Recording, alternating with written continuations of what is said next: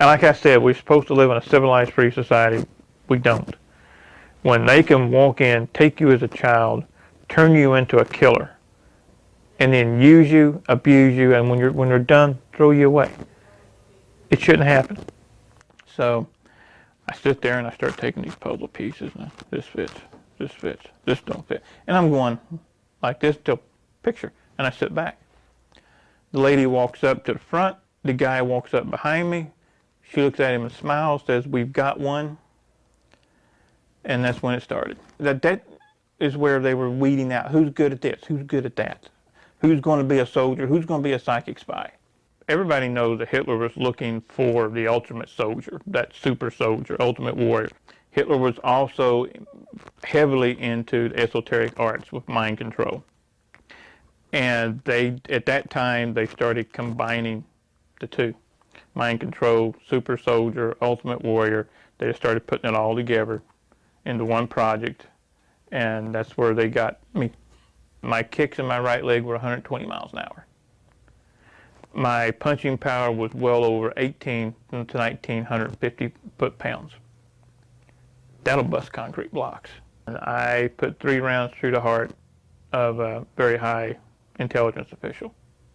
This guy grabs me by the throat, and I just snapped sideways, threw my hands palm down, just threw them down, and screamed inside my mind. The guy goes up and back. I never touched him. I look over and there's George Jr. sitting at the bar with the Secret Service bodyguards, drunk as a skunk, with the Secret Service trying to get him to calm down. Now, that's when I snapped awake. I don't remember driving there.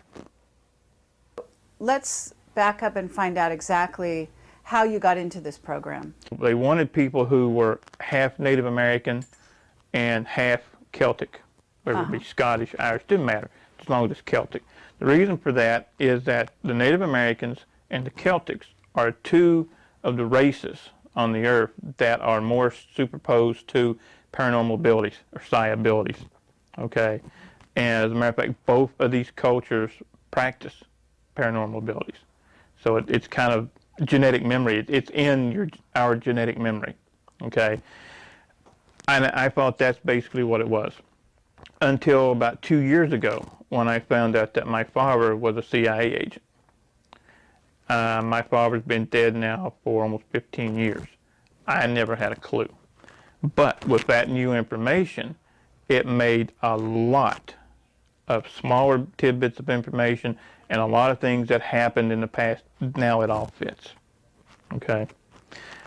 Basically what happened with me is in 1966. I was 6 years old. And both my parents loaded me up in a truck, took me to town. Yeah, it's at the edge. It's dark, it's cold, snowing. I'll never forget today, okay, because it stands out. Why are we going to a hardware store this late in the afternoon? So we go into the store, and at this time my mom and dad are like not fighting, but they're not getting along. And I've been in this store several times with my grandfather. And we go into the back. I've never been to the back. And there's a door there that if you didn't know it was there, you'd walk right by it. Mm-hmm. So we go in, and here's 6, 7 other kids about my age. And they're all sitting at these tables, like these kindergarten tables, sitting down low with the small chairs. And they all have the same thing. They look like puzzle pieces. Well, this lady comes in that did not fit. Okay, she's tall, she's elegant. The fur coat, come on, this is Eastern Kentucky. okay? Don't happen, all right? And she played a very prominent role from there on, because she's in several of my memories. And she sets me down to play. She says, she gives me a stack of blocks, okay? And what they are is they're puzzle pieces. And says, make me a picture, and walks off. So I look around for my mom, and she's with a guy there who's in a suit who, again, shouldn't be there, okay? And they have a clipboard, and she's signing some papers. 6 years old, I puzzled, but you don't think much of it. So I sit there, and I start taking these puzzle pieces. And this fits, this don't fit. And I'm going like this till picture, and I sit back. The lady walks up to the front. The guy walks up behind me. She looks at him and smiles, says, we've got one. And that's when it started. I was given something to drink. I remember feeling sleepy, and that's it. So are you saying, did you go home with your parents that night? No, I did not. I see. I was taken directly. This is what I found out later, because once I went to sleep, with whatever was in the drink, the Kool-Aid or soda, whatever they gave me, put me out. My next memory was at 9.5 years old. So you have a blank in your memory right now. Yeah. Now, I have some memories have came back, and I have bits and pieces of memories of what happened during all that. Some very vivid, some I have documentation, some are just memories that are there, okay? And then from there... At 9 years old, why do you remember 9 years old? What happened then? Because I had to take a stint in a hospital. A hospital here, the University of Kentucky. They did some type of procedures that no one's ever really been able to explain to me. Even as an adult, I tried to get the records, and no one will release those records to me. And from there, I had a couple of years as a kid where everything seemed okay, a lot of paranormal activity going on and all that. Then at 14, I'm gone again. Gone to the hospital? No, gone. Memories, gone. Oh. Okay, so looking back, though, you basically feel that you were trained as a soldier during that time? Yes. Could you describe some of the training to us? The easiest way to do that is to back up for 1 second. Sure. Imagine Project Talent, the people in Project Talent, being sent to school. Okay. When we're in elementary school, we're all taught the same thing. Okay. That's where the martial arts training was started. I have vivid memories of 15, 20 of us in a group with adults, and they trained us as adults. There was no kid gloves, okay? 6, 7 years old, 8 years old, you got your butt kicked off. I mean, they beat us tremendously, but we learned, okay? Once and the paranormal training started as well. Everybody, that is where they were weeding out who's good at this, who's good at that, who's going to be a soldier, who's going to be a psychic spy. You have at this time certain, like a black belt in karate or... Even after I continued on, I took classes on my own, started a couple of studios. I hold a 5th degree black now, legitimately a 5th degree black. In the real world, Right. so to speak. Right. Now, you also said something in an interview that I read that said something about having remembered when you started teaching karate. This is how you triggered some earlier memories of all this. Right. There was one incident in particular. I had a friend of mine who was an ex-Green Beret, and he wasn't a regular. He would come in and work out with me when he was home on leave or those kind of things. And we're sparring one night, and he's a big, rough, broad-boned guy, okay? He's going to go in a bar and wipe half of it out and everybody can sweat. So we're sparring, and I did a technique that when he came up off the floor, he's angry, bumfuzzled. Where did you learn that? And then it hit me. I don't have a clue. Where did I learn that? And he said, that came straight off the farm. I'm only 19 years old. I said, farm? What, what are you talking about? Cattle farm? Pig farm? I didn't have a clue. And he said, the CIA training facility, the farm. And little things started clicking. Okay? And when I really started to get memories back was about 8, 9 years ago when I had an automobile accident. And it ruptured 3 discs in my neck. And when they finally gave me the MRI, the electromagnetic resonance didn't mesh with the cranial implant. That you had gotten... Somewhere, somehow, I have a cranial implant. And I say this because I have it on film. And when they put me in the MRI machine, when they turned it on, when it started to spin, okay? Right. Imagine tremendous pain. Also imagine you're in there and you see 1,000 TV screens and they come at you at once. On each one of those TV screens is a picture. Each picture is a memory. And it's just coming, coming, coming, coming, coming. That's amazing. That's how I started to get total memory again. And now, I don't know, was this also correct? You were screaming and the engine, yes. the MRI blew up? Or? The MRI the machine itself caught on fire. That's what actually brought me out of it. Because I'm there in nothing but my underwear and a gown, holding my head, screaming bloody murder. And I noticed smoke, okay? And the techs come out, nurses come out, and they grab me and they want to do all this to get me out of there. They start with the fire extinguishers and all that. Wow. Now, do you have the cranial implant to this day? It's still there. It's still there. It's just, from what I understand, it's not working. Oh. And what makes you think it's not working? Because I haven't been used anymore. I haven't had the blackout spell and be gone for 3 or 4 days or a week with no memory. Okay. They stopped. This one is dead center in the brain. It looks like a grain of rice, and it's just dead center in the brain. So it's right that there. small? It's that small. Wow. And I've had it checked through independent sources, and they look at it and like, you got a problem. It's got to be removed. Man, you're going to die. I said, no, it's fine. Don't worry about it. I don't tell them what it is. Okay? I just want their opinion. I want to hear what they have to say. I don't say anything unless I have the proof, or I have someone else who's willing to sign a deposition saying that they were there, they saw it, they know. If I don't have proof, I'll say, this is what I think. Okay. So back when you're a child and you go to the hospital, you said,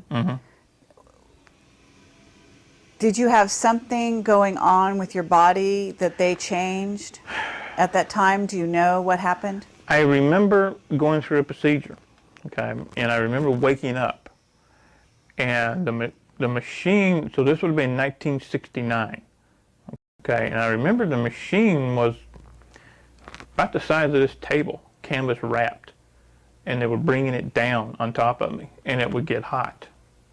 And I wasn't supposed to wake up. I was supposed to be drugged completely while I woke up in the middle of it. And I remember being dozens of tubes laying to each side of me where they had been plugged in one at a time. Wow. Now, what happened? I don't know. Now, did you have uncommon strength, or were you, did you notice changes, drastic changes in your outlook towards reality? I mean, at 14, this is probably hard to tell, but, as time went on, do you think that you developed at a different rate than other children? Yeah. Because of maybe some of this? I think so. I've always been stronger, faster, more endurance than anybody around. And that is also the same with all of us that came out of these projects. That's part of the super soldier structure. They want the super soldier to be just that super, beyond normal, faster, stronger, more endurance, pain tolerance, et cetera, on and on and on. That's what they want. So can you tell us what abilities you have? But if at the peak of your performance, if you want to call it that, what do you think you were capable of? Physical ones, yeah, I've kept. The paranormal abilities, I have kept some. The main paranormal abilities come out when the alternate personality comes out. That's one of the things that they did to us. They gave us alternate personalities. So we were trained in the alternate personality. I have witnesses that have saw me bust heavy bags with one punch. You're not supposed to be able to do that. I was measured for punching power, speed, and everything at Burlington, Wisconsin, at a facility up there. It's no longer there. That did all the testing for the pro sports, for the football teams and all that. My punching power, at this time, my weight was 175 pounds. And when are we talking? How many years ago, or what year, if you, generally speaking? Let's see, 1984. Uh-huh. In the spring of 1984. Okay. And the testing came out as unreal. My punching power was heavier, stronger than that of a super heavyweight boxer. My kicking power and speed was even more than that. My kicks in my right leg were 120 miles an hour. My punching power was well over 18 to 1,950 foot-pounds. That'll bust concrete blocks. Okay. Now, in terms of your psychic ability, what were those abilities? My primary psychic abilities, and the ones that I have kept in this personality, is being able to get in someone's mind, being able to foresee what's events in real time. And when I mean get in someone's mind, I don't mean read their mind, read their thoughts, hear their thoughts. It's more of what some people that I work with now we call picting.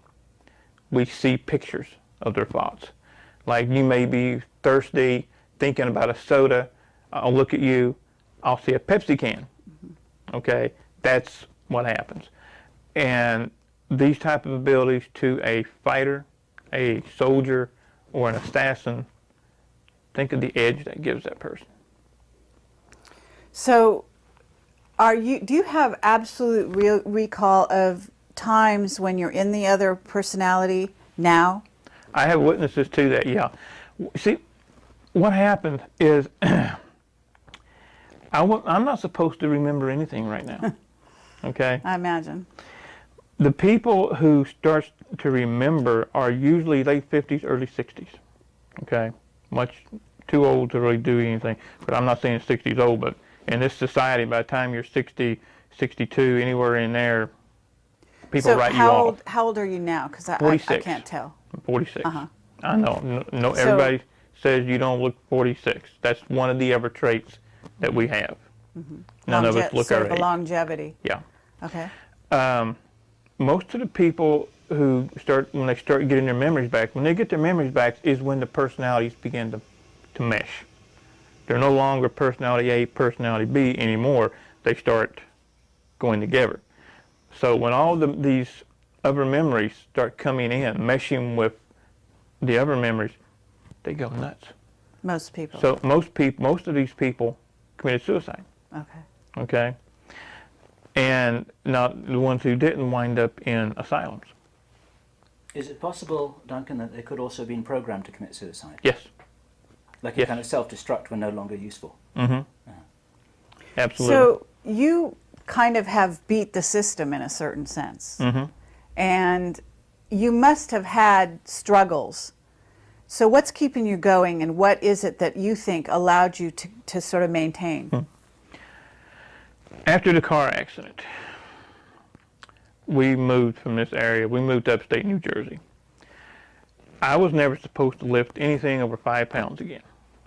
I was never supposed to be able to hold my arms above my head. That's how serious the neck injury was.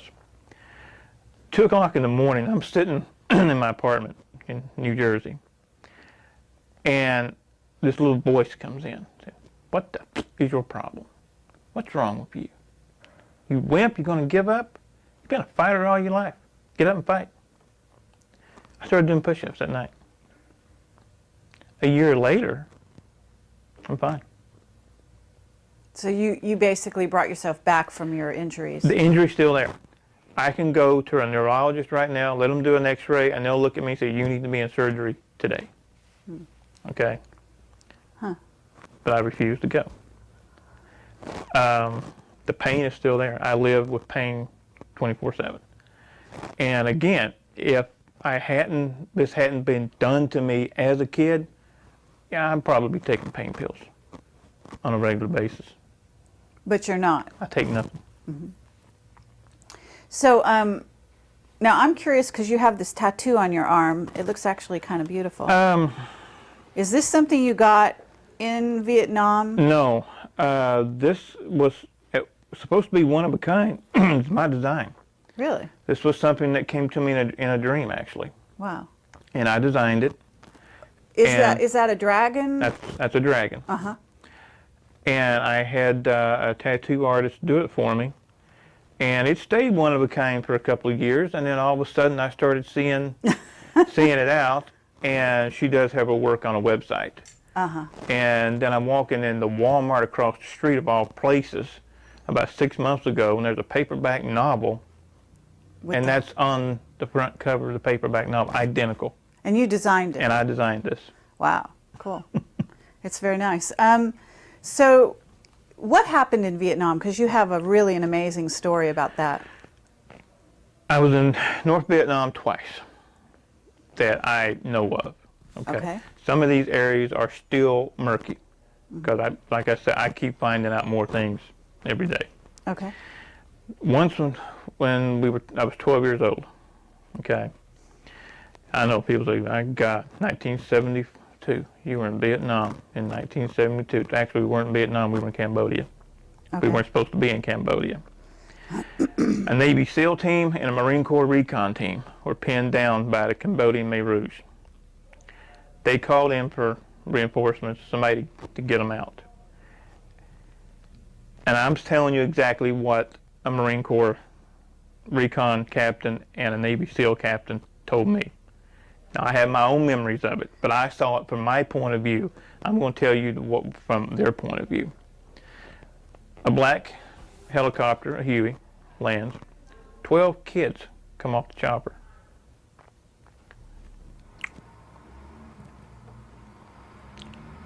Yeah, there still are a couple of things. Take your time. We got all the time in the world, No. and I can understand. Long story short,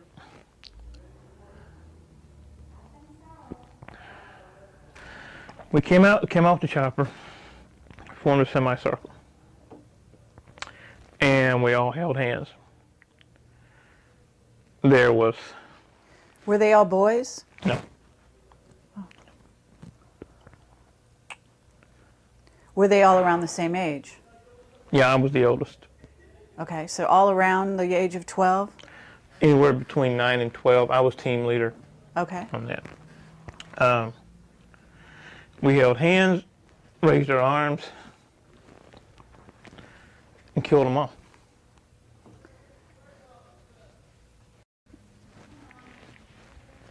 Who did you kill? Every Khmer Rouge soldier within 20 miles. How is it that your powers were able to target the other side and not? I wasn't the trying to think of the phrase. I was like the lead battery, but I wasn't the one who did the Who targeting. aimed? So you didn't actually aim your power. You guys were the power. Someone else did the aiming. Was it the kids that did the aiming, or someone else completely? One of the other kids. Oh yeah. Okay. Now, did you know the other kids? Mm-hmm. At the time, you knew the kids. I know one right now. Do you? Okay. Now, is this person willing to come forward or not? Not this one, no. Are they even aware that they're one of them? Mm-hmm. Are they? Yeah. Wow. Okay. Well, I mean, we really appreciate that you're sharing this with us, because this is obviously a huge thing, and people never like to talk about the sort of negative side of the powers of the mind, but obviously this is one of the applications, and there's no reason to hide it. It's not that. It's funny. I've done a lot of things that were not of my doing, not of my making. Mm-hmm. Some of them bring out an emotional response. Some don't. Some are kind of like, so what? And some, I have no control. Mm-hmm. and I go through this little emotional, and then I'm okay, and then I'm fine with it. Sure. You know, it's like, I can't cry on command, believe me, I've tried. Okay. But the way it was explained to me, it makes perfect sense. 12 kids, imagine 12 batteries. You have one battery, you might get oh, okay, nothing. Add 2, you get a jolt. Add 3, you get a burn. Add 12, you get electrocuted. That's basically what we did. The 12 of us joined up through everything, kind of the semicircle, start from the center, because I was in the center, like this, out. And that's what happened. And this is something you guys were obviously trained to do. Right. Do you have a memory at all? Has anything come back of your trainers? Remember the lady in the hardware store? Yeah, she figured very prominently when I was young. The next memory I have of her is in a lab coat. And I'm in this house. It's been described to me as the mansion. And I have my couple of ideas where this place is or was, but I have no proof. Okay. I'm in a hallway, and there's green and white tile. These 12 by 12 tiles is on the floor. And I'm doing something that all of us that come out of this has the same trait. We don't like come down on one knee or anything like that. We squat. Makes no sense in some ways, but in some ways to us it does. We squat on the balls of our feet with the arms out loose, almost like an animal. Okay? Okay. About 10 feet away, I have a small water bucket. And what I'm doing is raising the bucket, trying to turn it over, sit it down gently. Raising it with your mind or with your Correct, hands? just with my mind. I see. And what I'm doing is I'm raising it, turning it about halfway, and it's just dropping. I'm not getting it, okay? And I look around, and this lady's behind me with her clipboard, taking notes. And I tried to get a response. I looked at her trying to be nice. I said, I've almost got it. And she basically just looks down, snarls, and walks off. There was nothing nice about any of this. Wow. So, okay. You said you were in Vietnam twice that you remembered. What was the second time? The second time, all I remember is being shot down. We were taking off in a Black Hawk. No, I'm sorry, not a Black Hawk. That was that's another incident in a Huey, and we got about 10 feet off the ground, and took some anti-aircraft fire, and we went down. And this Navy SEAL captain, who we've talked about, is the one that pulled me out of the chopper. Oh. So this is the guy, the witness that you say is also witness to the Vietnam incident that you told us Right. with the kids. Correct. And he was in charge of where was he at the time? The easiest way to say about this guy, his whole family was CIA. Okay. He was one of the most decorated and had one of the best kill records in Vietnam. His abilities as a sniper were unparalleled. And then at the same time, he was also a sailboat captain, because he pulled, I think, 5 or 7 tours in Vietnam. So, but he wasn't messed with the way you were, I'm assuming. He does have some memory gaps, yes, Okay. but not to the extent that I have or some of the other. And how did you guys hook up? When I started getting my memories back, I started looking for him. Because you knew who he was? I mean, now you remembered from the age of 12 who he was? Yeah, I remembered his face, and I knew, being what he was, he's going to only be in certain circles. So I started frequenting those circles. And I finally found him, and we sat down at dinner at a casino and started trading stories, and That's history. Wow. That's great. Is he willing to come forward on record? He is, yes. Would you introduce us? Yes, Thank you. absolutely. Okay, so can you tell us a little bit more? I mean, I'm going to imagine you were a remote viewer. Am I right? Not one of the best, but yeah. Okay. So you were physically trained, you were mentally very astute. What was your title? Were you, in other words, you said some were psychic spies, some were warriors? Correct. My problem, and I've been told this by some very strong size, is my problem is that I fight the psychic abilities. I don't just let them flow. I fight them for whatever reason. I block them myself. Mm-hmm. As I graduated through Project Talent, I said it was a school, moving on. At what age was this, would you say? This would have been mid to late teens. Okay. I was turned into a soldier with psi abilities. Mm-hmm. Like I said, I wasn't one of those that was put into the pitch black room and could tell you what a politician 4,000 miles away was having for breakfast. Okay, I wasn't one of those. Okay. I know some people who were. Sure. But I wasn't. Now, did you know Joseph McMonigal in that? That name does ring a group? bell. I've been asked that before. I just can't say for sure. Okay. So where were you based, do you think? I mean, you weren't based in Kentucky. No. I have memories of being in several different training facilities. I do know I spent 3 years on St. Thomas, on the island of St. Thomas in the Virgin Islands. And that was verified to me about 3 years ago. Okay. I'm going around seeing people, and they're looking at me saying, I haven't seen you since you were a kid. I guess what I'm trying to get at is, once you were trained, you were sort of ready to go. So where did they use you? Do you have any idea? Were you in war? After Nam, I do have some vivid memories of a couple of assassinations that were carried out. I have memories of being on military bases. And I had it verified that I was at Norfolk Station, Norfolk, Virginia, by a radar man who was stationed there when I was with a team. And he contacted me because he saw my picture. And so he told me, what happened during this time is that he told me things as fact that happened that I thought were just dreams/memories. And he's telling me this without me telling him anything. Were you an assassin? Yeah. Okay. Yeah, I was.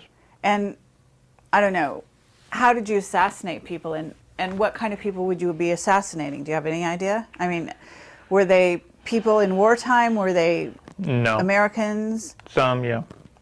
One that I remember, and I think I remember it so vividly, is because it was the last one. The last time I ever did anything for the government was in D.C. And I put 3 rounds through the heart of a very high intelligence official. Now, do you have conscious memory of this? Or? Of this one I do, yes. Okay. I never knew the name. I was given a photo, a target, habits, do the job. That's it. And do you remember any operations taking place in other countries? France. In France? Mm-hmm. That's interesting. What the vivid memory is that I have, and I also was shown a photograph of me sitting at a little cafe from the Eiffel Tower. Okay? Mm-hmm. I have no knowledge at that time of being in France. But the guy showed me the pictures of 8x10 black and white, and there I am, drinking something out of a cup of steam, and there's the Eiffel Tower in the background. Wow. And I remember doing a job, but I don't remember what it was about. A decoy was sent in, and what the lady was to do was to get the guy to come out of the bar, hopefully not exactly in his right mind, inebriated if possible. And my job was to snatch, grab, get the information, and then terminate. And I remember doing the snatch and the grab, and then the memory fades from there. So you must see movies, right? No, I don't. Oh, you don't go to I can't. movies? Okay, because I I was can't. wondering if maybe, you know, there's a lot of violence in movies, a lot of scenes of that kind of thing, and I was wondering if those might trigger some of your memories. They do. Violence per se does nothing. I love wrestling. Okay. As a matter of fact, I used to incorporate professional wrestling techniques into my teaching when I was an instructor. It's not the violence per se. The last movie I tried to watch of that nature was The Bourne Identity. I couldn't get halfway through it. I do a total change. Okay, you see your personality does a change? My personality changes. God help whoever I'm watching a movie with. And I'll just get up and walk away. Sci-fi movies don't bother me. But anything concerning government black operations, CIA, NSA, covert killings, I can't do it. Do you have any remembrance of other planets? I know this sounds a little out there, but I have No, heard of actually some not. soldiers. Actually not. There is one thing that a couple of us share, and that is a deep fear and dread of the planet Mars. Bring up the planet Mars to us, and it's just like watching one of those movies. I was just about to do that. So, yeah, Mars specifically. There is something about Mars that changes our entire attitude at that time. I know one person who point blank says they better leave Mars alone. Leave it alone. Meaning, leave it alone, don't talk about it, or meaning don't go there? Don't go. That they're waking something up. On Mars. Mm-hmm. Now you're still a psychic, when you Sure. say. Okay. So you must have some thoughts or associations with Mars. Are you willing to talk about that? I mean, because I know that you said that you develop headaches sometimes after these talks. Mm-hmm. You know, where you reveal and kind of go back in your own mind as to your history. I'm and so having on. a good one right now. Headaches are part of the conditioning. Sure. Okay, it's a headache, but it's a fake headache. It's a programmed headache. I'd like to know if you see special machinery. Yes, Okay. it's underground. And have you seen any certain kind of beings there? Yes, they're in stasis. It's like a kind of artificially induced hibernation. Thank you. And is that, it's not humans that are in that state? No. It's the beings. And they're very tall. They have long features. Do they look like the Egyptian Quite a bit. believers? Okay. Quite a bit. Talk a lot about anger in the recent interview that I saw that you've got, I guess, on your site. Yeah. And can you tell us a little about that? Can you describe the anger, how you deal with it? There was, at one time, it was pure rage. When these memories came back, and when I sat down and I started putting together all the things that, starting at 6 years old, all the things that was done to me, things that I was forced to do, etc. It was pure rage. You know, my first impulse was to go to D.C. and just go nuts, okay? Well, as the old saying goes, I'm crazy but not stupid, okay? And as a fighter, I was trained, channel your anger. Don't let your anger channel you. And that's what I started doing. So I took, instead of just being so mad I can't do anything, I turned that anger to being so mad I want to do something. And I've stayed that way. So is that why you started writing books? No, actually I started writing as just kind of my own therapy, just to get it out. And I had never written anything. And somebody read some of it and said, this is pretty good, you need to keep it up. And so I did. And now you've got a book coming out, isn't that right? Yeah, Deadly Awakening. It's about everything we've talked about here, plus all the side streets that we don't have time to go up. It's supposedly going to be turned into a movie. Okay, that totally caught me off guard. So. Well, that's wonderful. You know, that's very exciting. In terms of telling your story to a wider audience, what would you like to result from that? I would like to see enough people wake up to march on Washington and say these projects stop and hold the people accountable. Okay, there's not going to be class action lawsuits. There's not going to be prosecution. That's fine. You know, I got over that years ago. Everybody else involved needs to get over that. Just hold them accountable and stop it. Okay? Do you think this is still continuing this day? Yeah, absolutely I do. Do you have any information about in what form these projects are continuing? I remember think you said that in the 60s there were 1,000 kids, of which there were there are only 60 left. In 1966, there was supposed to have been 1,000 that were taken worldwide that was in my group, as it were. There's only about 20 of us left now. You know, I think what I have to explain, we were actually at 6, 7 years old put in survival of the fittest. Okay, our personalities were split.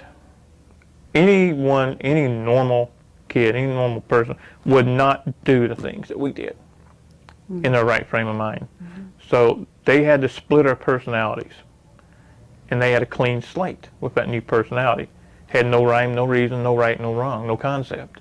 So they made it into what they wanted it to be. This is how they split my personality. Now, I don't know, I'm sure they did the same identical thing to other people, but I know for a fact not to each one. There were different techniques for different people, different kids.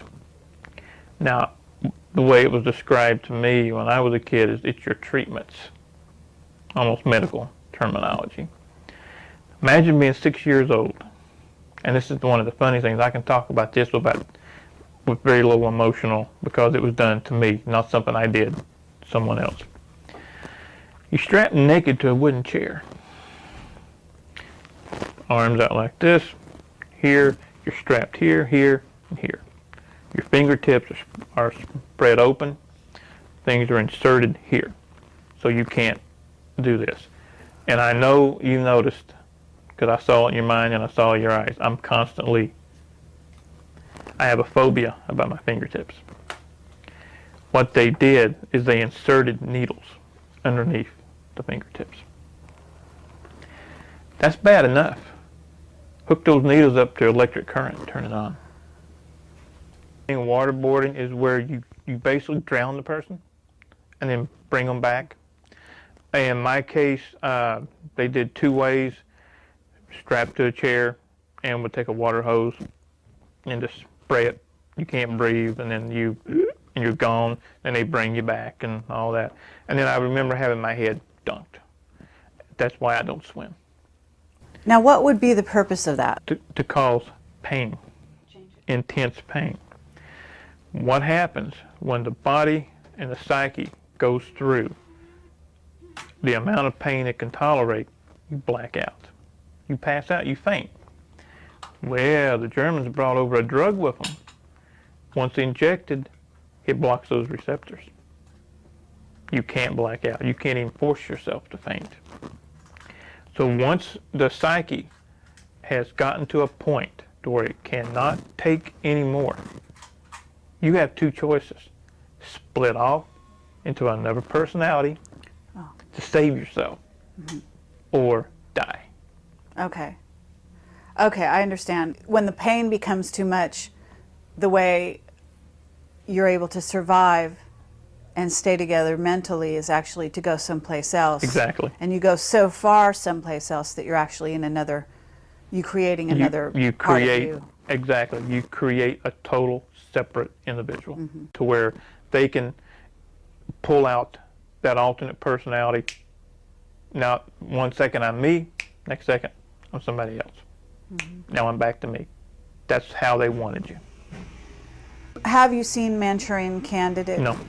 You never saw that? No. Okay. Well, if I refer to that movie, I don't know if you know what I mean, but I know what the Manchurian Candidate is. you Yeah. know what it's about. Okay.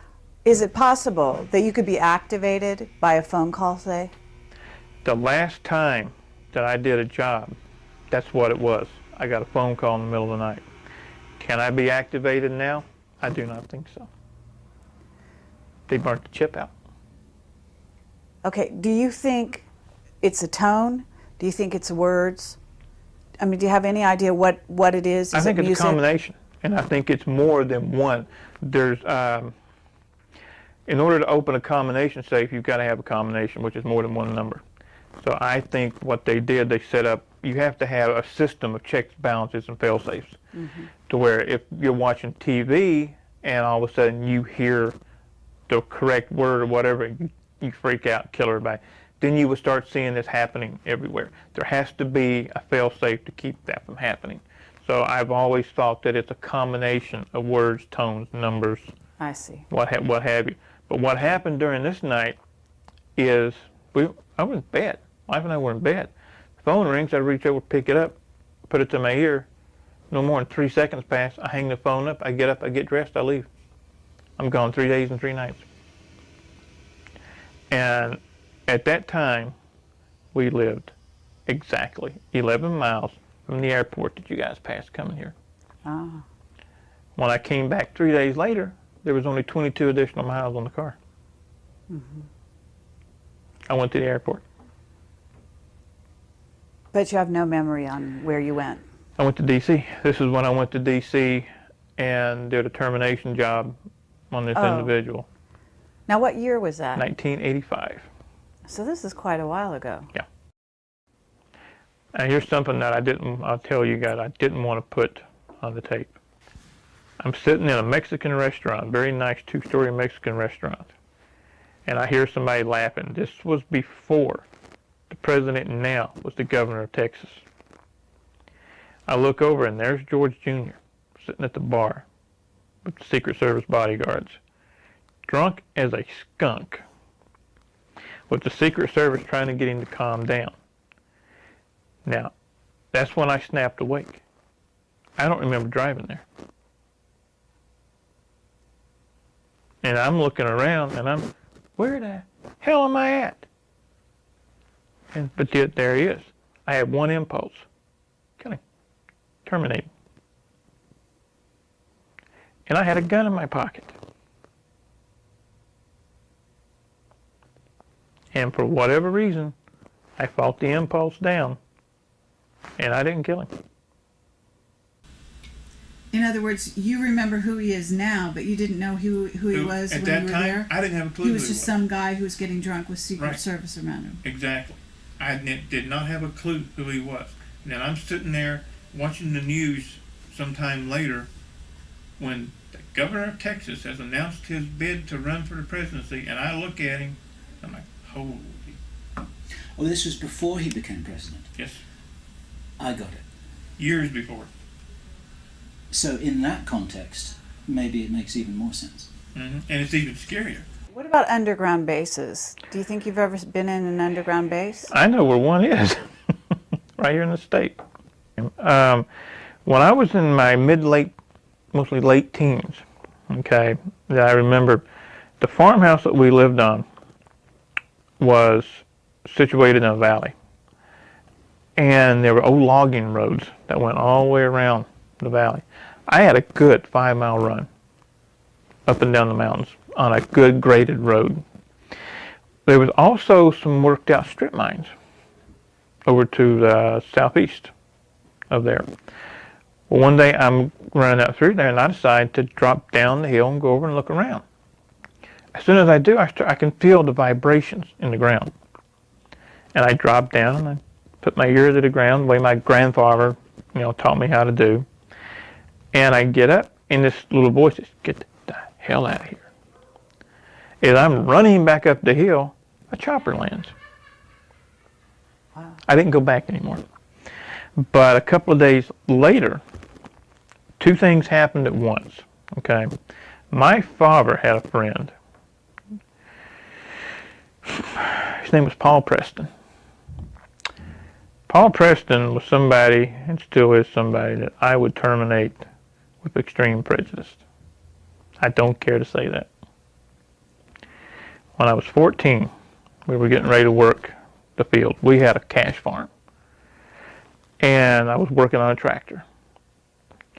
We lived about a mile up a dirt road, off the main road, and I can sense a vehicle coming before it's halfway up. I stop and I look out, okay, and I see this grayish silver van coming up into the driveway. Brand new. Has a UHF antenna on top. I've never seen anything like this. Again, this is Kentucky in the mid-70s. Nobody had that kind of money. This was before the coal boom, before the energy crisis, before people made 20 bucks an hour. You know, people were lucky to make minimum wage, okay? And this guy gets out of this van, and I noticed it has Texas tags. I had heard my dad talk about this guy. They were childhood friends.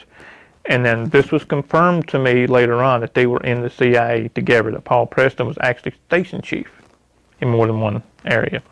But he gets out of the van, calls me by name. I never met the guy before to my knowledge. And in that instant, I had two thoughts. One was run, because this guy's bad news, this guy's dangerous, run.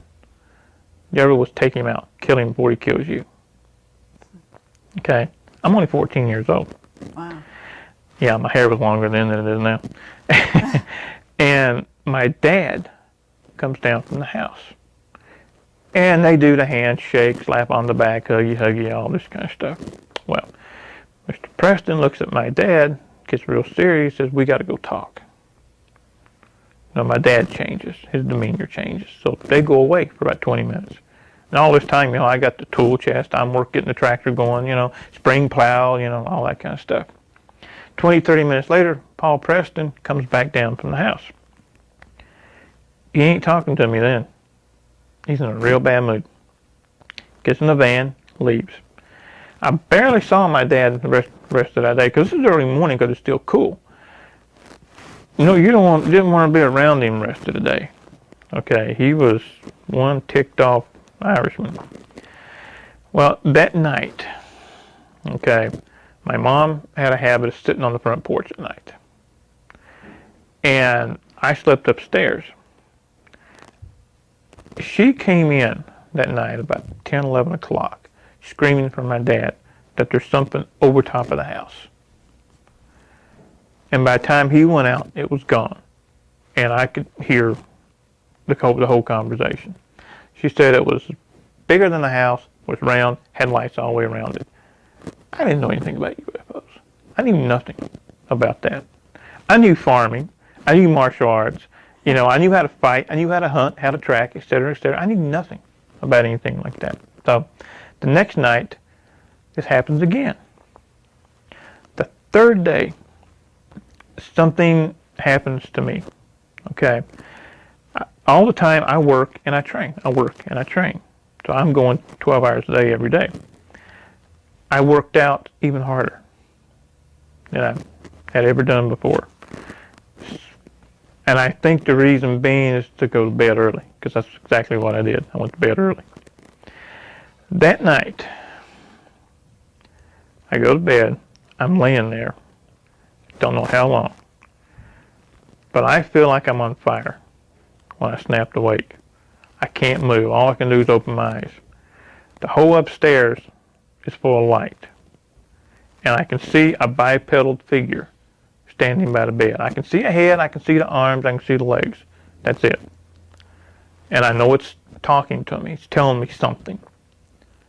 And the next thing I know, my dad is shaking my shoulder because my brothers saw the light and they thought the upstairs was on fire. That's all I remember. I don't remember anything again until I'm almost 18. Meaning no memories between the age of 14 and the age of 18. Right. I didn't get my driver's license until I was almost 18. I should have had them at 16. I didn't get them until I was almost 18 because I wasn't around to get them. Do you remember what the being looked like other than 2 arms, 2 legs? That's all I could see. A torso, 2 arms, 2 legs, and a head. Not an oval-shaped head, but a head-shaped head. A normal shaped head. I'd estimate maybe 6 feet tall. And it was white as well, but a paler shade of white than the rest of the white in the room. I think all of these go together. The visit from Paul Preston, the craft over the house, and then my leaving again. All go together. And your father's anger, perhaps? Yeah. Okay. I think he may have thought, for whatever reason, that I was clear of it. And then Paul Preston comes back and says, no. I don't think he had a choice in the matter. The only anger I have with them is not coming out and telling me something. Okay? Especially after I'm an adult, and I start getting memories back, and I start saying, okay, what gives here? I know this isn't what happened. I know this wasn't right. What gives? I think I deserved more of an answer than can't tell you and leave. The first thing I did is when I started getting memories back is I started looking up old friends. And I would ask them, during this year, 73, 74, 75, where were we? What were we doing? I have memories of doing things. And every one of them, to a T, we were doing this. We were out doing this.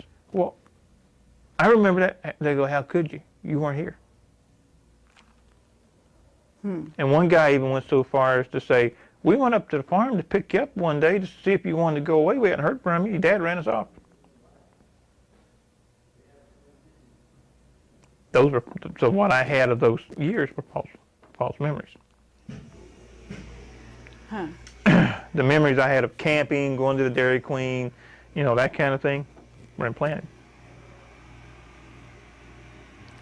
So you also said in your writing that you have one of your arms is wired or something, is The what right you call it? Yeah. The implant is right here. I know it's right there for 2 specific reasons. One, I had a guy put a meter over it, and they found it that way. And 2, it itches. And what it is, I call it an enhancer. It increases physical strength and speed. There's like wires that run from it to go down the arm out into the fingers. And it's only in this shoulder and this arm. It's not body-wide. I wish it was, but it's not. This is the hand and the arm that I've busted many heavy bags with. As a matter of fact, there was an incident to where I grabbed a guy who was a good 40 pounds heavier than me and just straight up off his feet. And then when I realized what I had done, it just dropped. It's like it's tied. I don't know the science of how it's tied in. I really don't. But I know that it's tied in with the fight or flight scenario. When there's danger, it kicks in. If I feel threatened, it kicks in.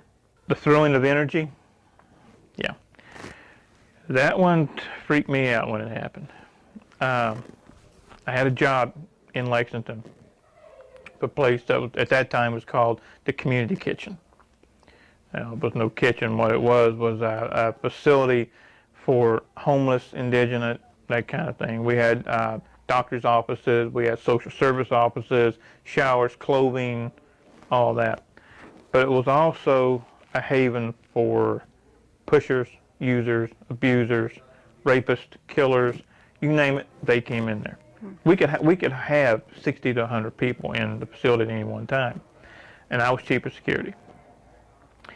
And we had a fight that broke out. I mean, it was nothing. We'd have 3 or 4 fights a day, okay? But we had 2 girls get into it. They fight worse than men, okay? And my partner had one holding her down. I was holding the other one down. And when I say holding them down, I was just sitting there with one arm on her shoulder, okay? She was laughing about it. And the next thing I know, I look up and I see this extremely large man standing over top of him, and he's got 3 or 4 friends with him. And he's giving this routine, I'm giving you to the count of whatever to get off of her, I'm going to do this. Well, I snapped. I'm on the ground. I look up, I see I'm outnumbered, outgunned. I changed. Normally, I would have just rolled out of the way, got up, started cussing him right back at him, threw him out the door. No. I stood up and hit him. And the witnesses there said I didn't just hit him once. I hit him 12 times in a matter of a second. It broke his neck. His neck was as big as my legs. And it just snapped his neck. Well, when that happened, the whole facility went berserk. It just went, half of them were coming at me and my partner, and the other half was using it as an excuse to get whoever they didn't like. Mm-hmm. And it's during these times that something happens that I can't explain. It's like I step outside of space and time. Everything turns black and white. Everything goes slow motion. It's like I've got all the time in the world to go from point A to point B because this guy ain't moving. Okay, and it's like I'm just walking through, bam, bam, bam, guys going down, and then I'm grabbed. This guy grabs me by the throat, and I just snapped sideways, threw my hands palm down, just threw them down, and screamed inside my mind. The guy goes up and back. I never touched him. And when that happened, that ended the entire fight. Because I'm standing there, and I'm looking around, and I'm suddenly aware that everybody's staring at me. And somewhere during this time, the cops have been called. So here come the cops, here come the ambulances, the paramedics. And I talked to one of the cops, give the report. Half of them are taken to the hospital, the other half are barred out, some are taken to jail. And I went to the nearest bar I could find. And I sat there because I didn't know what to do. I knew I knew something had happened. I knew it was real because people were saying, coming up to me, what did you do? How did you do that? And I'm like, I don't have an answer for you. I don't know. What year was this that this happened?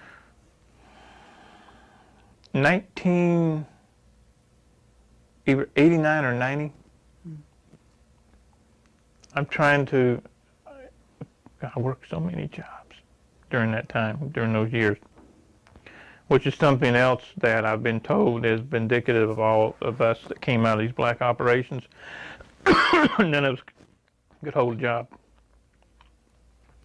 It was like, and I know from personal experience, we'd be the greatest thing since sliced bread for a couple months, and then all of a sudden the boss or supervisor comes out, finds something wrong, and we're fired. What I found out over the years is that that's not unique to me. Is they want to keep you one step below poverty level, keeps your mind occupied on other things. Right, survival, Right. Daily survival, so that you can't go further into your own memories type thing.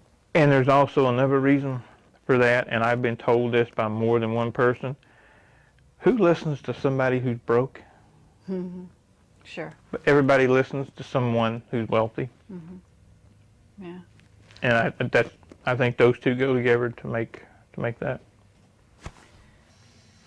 There was an incident which you also reported that you described as a kind of personal teleportation incident, or you went through a wall and you had a witness. Yes, absolutely. What do you recall about that?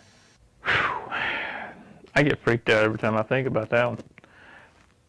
It was at a house in Oklahoma, and I was helping a friend of mine move. And I was in the one bedroom, and she was in the kitchen. For me to get from the bed to the front door would have entailed going down, cutting across, down, cutting across, very winding way. Well, as I said, she was in the kitchen, straight line, kitchen, living room, front door. No door in between, no wall in between. Well, she was reading and doing her own thing in the kitchen, and I'm sound asleep. And her youngest son gets up screaming and goes to the front door trying to get out. This is 2, 3 o'clock in the morning. She jumps up, starts to run to get him. I hear the scream, and I remember raising up on one shoulder, in the mind, seeing the kid, reaching toward the door, and I'm at the door.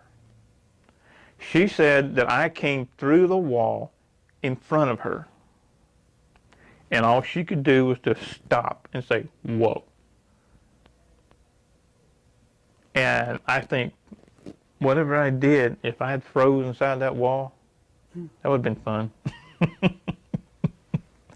My grandfather, my mom's mom, was a full-blood Cherokee, and he gave me the name of Gray Feather. Gray Feather? Yeah. And I asked him once, I said, Pops, what does Gray Feather mean? And he said, "You're a tween man." And he had an accent, and I said, "A what?" He said, "You walk between worlds." And this is before I knew anything about anything. I saw 9/11 2 weeks before it happened. I put it up on some bulletin boards on the net, was laughed at. I lived in Delaware at that time, right on the eastern shore, walking distance to the beach. I had a trip planned to Boston. A couple of days before the trip, because we were going to drive it, I get a phone call. And it's the metallic, digitized voice. It says, "Postpone your trip." 2-day window, plus or minus 1 day, wherever, here, or here. It's going to be something big happen in New York. You don't be caught in it. Now, have you had other premonitions that haven't come true yet? Yeah. I've seen this country almost split in half. I mean, physically split in half. Again, I lived in Delaware, and I just laid down, and it's one of those times where 1 minute I'm here, next minute I'm here, okay? And I'm looking down on the United States. This is before I knew about the super volcano and all this and that, but I saw that area all going up into Canada, coming all the way down into Mexico. The whole western part of the country split off from the rest of the United States. And what I'm seeing is like a river of fire coming all the way down.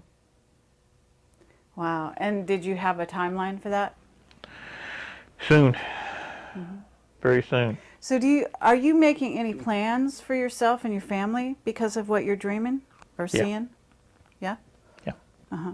Are you finding a safe place? There's really not going to be a safe place. The best preparedness that I know of is to be able to be mobile. There is no one safe place. Okay. I started to go public when I lived in Delaware, after an attempt was made on my life. So when was that, approximately?